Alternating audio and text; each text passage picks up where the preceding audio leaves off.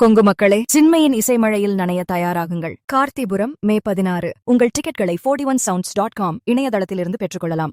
இன்று பாரத பிரதமர் திரு மோடி அவர்களின் முயற்சியால் நம்முடைய தமிழகத்தின் மீனவர்கள் 372 பேர்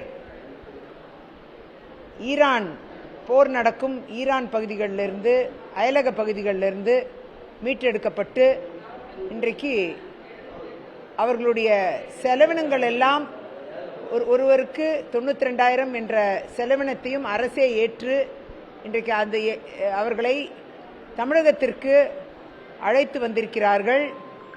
குறிப்பாக நம்முடைய மத்திய அமைச்சர் திரு பியூஷ் கோயல் அவர்களும் மாநில தலைவர் திரு நயனா நாகேந்திரன் அவர்களும் அவர்களை வரவேற்றார்கள்.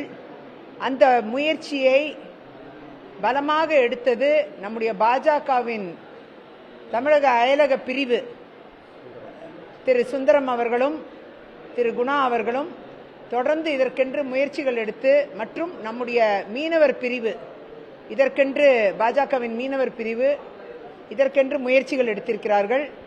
இந்த முயற்சியின் வெற்றியாக 372 மீனவர்கள் இன்றைக்கு தாயகம் திரும்பி இருக்கிறார்கள். அதே மாதிரி கன்னியாகுமரி மாவட்டத்திற்கு வருகை தந்த 175 மீனவர்களையும் வரவேற்று அவர்கள் வீட்டிற்கு அனுப்பி வைத்துவிட்டு இப்பொழுது இங்கு வருகை தந்திருக்கிறார்கள். இந்த இடத்தில் பாரத பிரதமர் ஆற்றிய சீரிய முயற்சி, நம்முடைய மீனவர்கள் இன்றைக்கு தாயகம் திரும்பி இருப்பது மகிழ்ச்சிக்குரியது, வரவேற்புக்குரியது.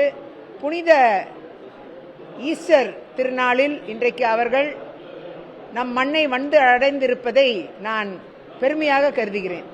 2.0 ஆட்சிக்கு மக்கள் தயாராகிவிட்டனர் அப்படின்னு முதல்வர் ஸ்டேட்மெண்ட் எடுத்துக்கிறார். தேர்தலுக்கு இனி 20 நாட்கள் தான் இருக்கு. உண்மையிலே அப்படி மக்கள் மனநிலை மாறிவிட்டதா?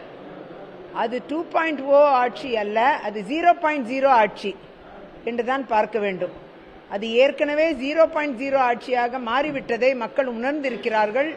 இன்றைக்கு தமிழகத்தில் ஏற்பட்டிருக்கக்கூடிய விலைவாசி உயர்வாக இருக்கட்டும், மின்சார உயர்வாக இருக்கட்டும், சொத்து வரி உயர்வாக இருக்கட்டும், கடுமையான தொந்தரவுகளுக்கு மத்தியில் பாலியல் வன்கொடுமைகளாக இருக்கட்டும், சட்டம் ஒழுங்கு பிரச்சனையாக இருக்கட்டும், போதைப் பொருள் புழக்கமாக இருக்கட்டும், இதிலெல்லாம் மேலோங்கி இருக்கும் தமிழகத்தை வளர்ச்சி பாதையிலிருந்து தடுத்து இன்றைக்கு மத்திய அரசு வழங்கக்கூடிய திட்டங்களை கூட இங்கு நடைமுறைப்படுத்தாமல் நல்ல பலமாக இருந்த தமிழகத்தை இன்றைக்கு 0.0 தமிழகமாக மாற்றியிருக்கும் பெருமை திமுக ஆட்சியை சாரும். ஆகையால் மக்கள் நிச்சயமாக அந்த தவறை மீண்டும் செய்ய மாட்டார்கள் என்பது என்னுடைய நம்பிக்கை. இந்த 26 தேர்தல் மக்களுக்கான தேர்தல். தமிழக மக்கள் இந்த தேர்தலை திமுக வேண்டுமா வேண்டாமா என்ற தேர்தலாக தான் பார்க்க வேண்டும். அந்த இடத்தில் தீய சக்தி திமுக ஊழலாட்சி என்று தொடர்ந்து எல்லாரோடும் கூறப்படுகிற ஆட்சி மீண்டும் வந்துவிடக்கூடாது என்பதை நிலைநிறுத்தக்கூடிய இடத்தில்தான் இன்றைக்கு இந்த ஆட்சியின் பெருமையை நாம் பார்க்க முடிகிறது. மேலும் இங்கு இருக்கக்கூடிய வேட்பாளர் விளவங்கோடு பகுதியில் காங்கிரசின் வேட்பாளர் விற்பனையில் சீட்டை வாங்கி வந்திருக்கக்கூடிய வேட்பாளர் காங்கிரசில் விற்பனை நடக்கிறது, சீட்டுகள் விற்பனை செய்யப்படுகிறது என்று ஜோதிமணி பாராளுமன்ற உறுப்பினர் தெரிவித்திருந்தார்.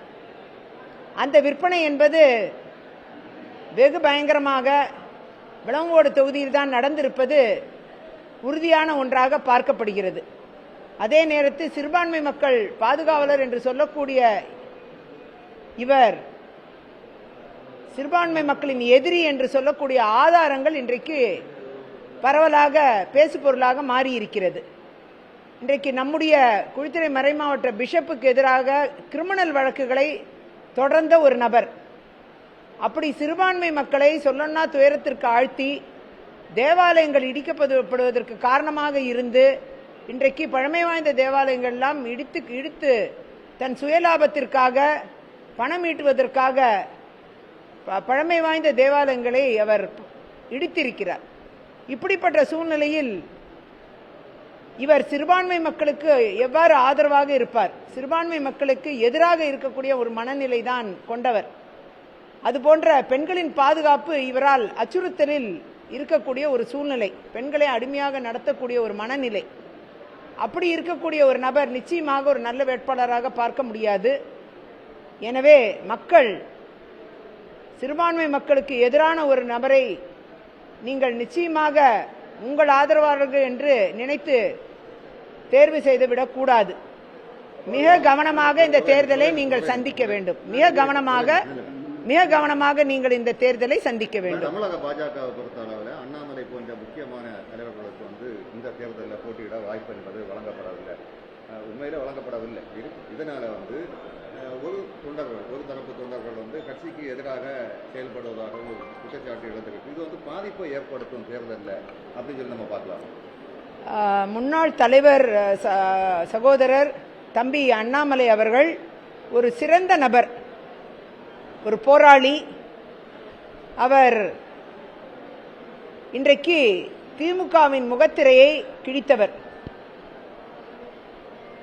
தவறுகளை சுட்டி காண்பித்தவர், ஊழல்களை அம்பலப்படுத்தியவர். அந்த இடத்தில் அவர் சிறப்பாக பாராளுமன்ற தேர்தலில் போட்டியிட்டவர். அந்த விதத்தில் சட்டமன்ற தேர்தலில் இந்த முறை அவர் போட்டியிடவில்லை என்று அவர் விருப்பத்தை தெரிவித்திருப்பார் என்று நான் நினைக்கிறேன். அந்த அடிப்படையில் ஒருவேளை போட்டியிடவில்லை என்று நினைக்கிறேன். ஆகையால் கட்சி எடுத்த எல்லா முடிவுக்கும் கட்டுப்படக்கூடிய ஒரு நபர். ஆகையால் நிச்சயமாக அவர் மாநிலம் முழுதும் பரப்புரை செய்வதில் அவர் ஈடுபட்டிருக்கிறார். எங்கள் அனைவருக்கும் அவர் பரப்புரை செய்ய வாய்ப்பு இருக்கிறது. அவர் ஷெட்யூல் கிடைக்கணும். அந்த அளவில் தொடங்கியிருக்காரு. ஏற்கனவே இது கோவையில் சகோதரி வானதி சீனிவாசனை ஆதரித்து அவர் பிரச்சாரத்தை தொடங்கிவிட்டார். அந்த அளவில் தமிழகம் எங்கும் அவர் பிரச்சாரம் மேற்கொள்ளவிருக்கிறார். ஒரு தலைமை பதவி பண்புகள் கொண்ட ஒருவர், லீடர்ஷிப் என்று பார்க்கக்கூடிய இடத்தில் இருக்கக்கூடியவர். ஆகையால் அவர் எடுக்கக்கூடிய முடிவுகள் சரியாக இருக்கும் என்பது என்னுடைய நம்பிக்கை.